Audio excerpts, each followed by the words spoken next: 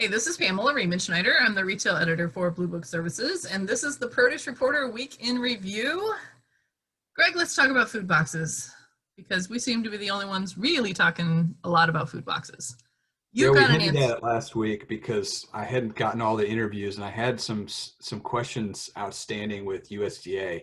USDA has not been very forthcoming with media asking explanations and the thought process, but they did get back to me this week, and I really appreciate it. And they did confirm that price is a huge deal with the food box program. They said um, offers were evaluated on the basis of price and basically confirmed what we've been seeing in the numbers, because the last few rounds I did some of the basic math that I was taught in, I'd like to say journalism school, but I really learned it in about third grade, multiplication, and found out that the average box per box price was right around $30, except for, uh, well, basically the continental US, Yep. Guam, Alaska, it's a little bit higher. Um, so it confirms that that's what we're seeing. And then we also noticed that they promised 1.5 billion for this round five, and the contracts that they announced were about 350 million. So what's the deal? And they confirmed that this is for the first 5 weeks, and then the companies that fulfill their contracts most likely will get re-upped for two more through the end of April. So that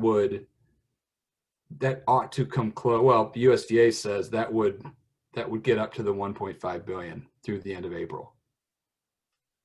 So here's my deal about this whole program. And when it was first announced, I know a lot of people in the industry were very excited about it because we all know that food service has not recovered, and it's going to be a while. And there are a lot of businesses, including a lot of Blue Book members, who are food service and institutional, and that is their business, and that business is not there. So this is a lifeline. We were sold as this is going to be a lifeline. This is going to be some business to help you, tide you over. And so the first round spread out all these contracts to all these different people. They just kind of like sprayed it out. And then it narrowed, and then it narrowed, and then it narrowed. And now we are down to basically one company per state in boxes that are worth in sometimes half as much as was billed in the first round. And I understand the USDA is getting better at oversight and awards and contract processes, sure, but is it still the lifeline that it needed to be?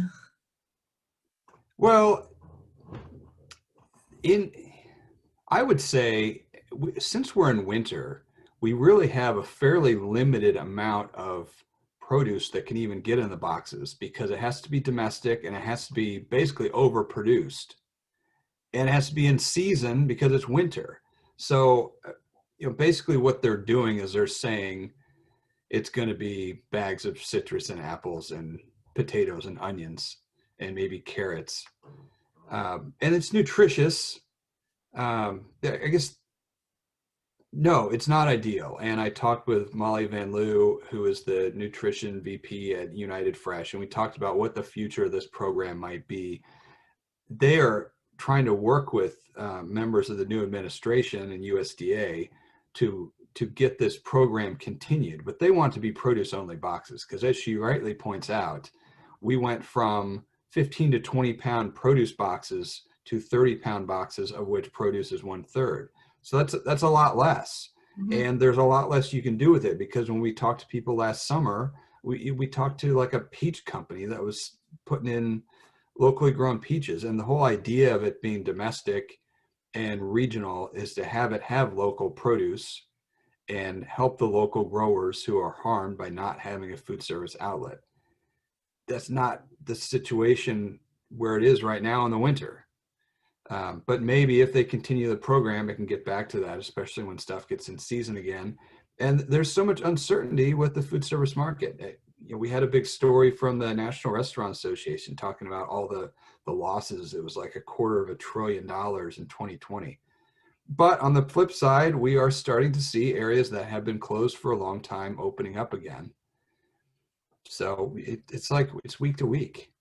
And we also have a new administration because remember when Secretary Perdue came into office, I was at the National Grocers Association when he floated the idea of the harvest box.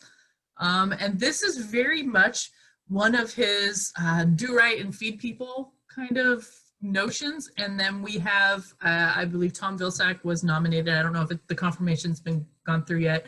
I haven't heard that he won't be, so let's assume that he will be. Yeah, he's a pretty popular guy in produce, from what I understand. So, but how is his stamp going to go onto this program? Because it is a USDA program. I'm assuming that there are going to be some, changes in the program on how it works. But for now, I just feel like it get watered down and watered down and watered down, and the do right and feed people turns into a box of potatoes, which, I mean, I love potatoes and potatoes are ubiquitous, but if you're getting that every week,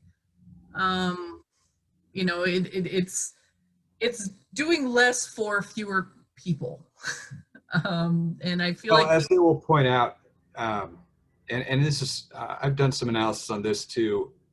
Democrats tend to like the SNAP program better than these other programs. And SNAP did get increased at the end of December in Congress, and then President Biden said he would like to see it increase another 15%. That was an executive order, one of his dozens of executive orders, which still has to be approved. So they are improving the hunger situation through SNAP, they're saying. mm-hmm. Yeah. We'll see how that goes. For now, we're still waiting on food service to recover. California can dine out now outside. And so there's a little bit more going on in that area. So, all right, I think we need to transition to talking about some serious crap. we don't want to make fun of this. We don't want to make too much light of this, but it really does seem like the FDA took a dump on leafy greens. Okay, we're making light of it, but the FDA came out with the results of their investigation into the E. coli outbreak from this fall, and they said it's leafy greens, but we don't know which leafy green.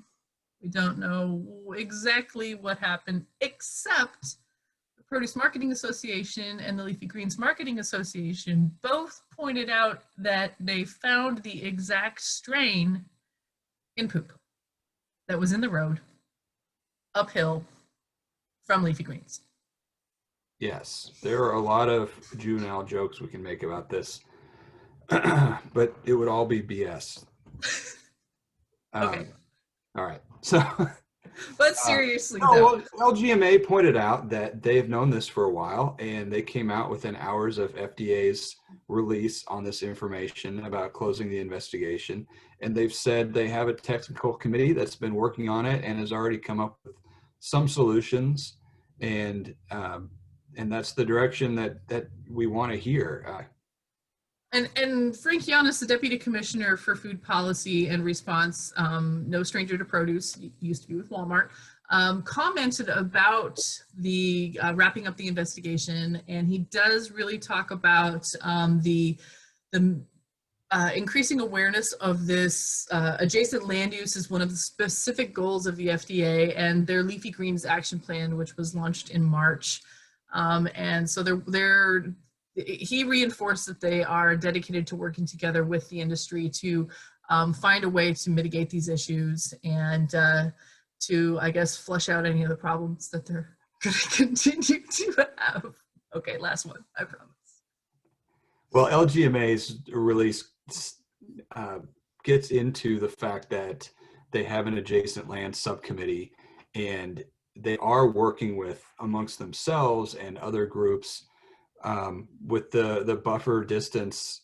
They're going to follow science, and they're going to do the best they can to figure out what those distances should be and what's realistic, considering that California land is expensive. I mean, you can't just build acres and acres between fields, and it's a difficult situation, but it's something the industry has to get a hold of because there's too much risk involved. All right, well, coming up with Produce to Pamela, segueing into a lot more fun. I've got some fun new promotions, fun new products. Maybe we're going to be talking about artichokes. There could be a reason my tie-dye is flowing today. So stay tuned for that next week. I've got a couple of new videos and new things to look out for. But until then, that's it for the Produce Reporter newsletter. Until then, that's it for the Produce Reporter Weekend Review. If you are not getting the Produce Reporter newsletter, you need to go to producebluebook.com and sign up. Look at my artichoke. Look at the size of this artichoke. This is my face. That is nice looking. I know. No artichoke earrings. I know. I don't have any. I have lemons, and I see. I got lemons, but the lemons clash with my shirt. Yeah. Okay. I thought about getting some cow feces as my prop this week, but I burned it. It's really cold here.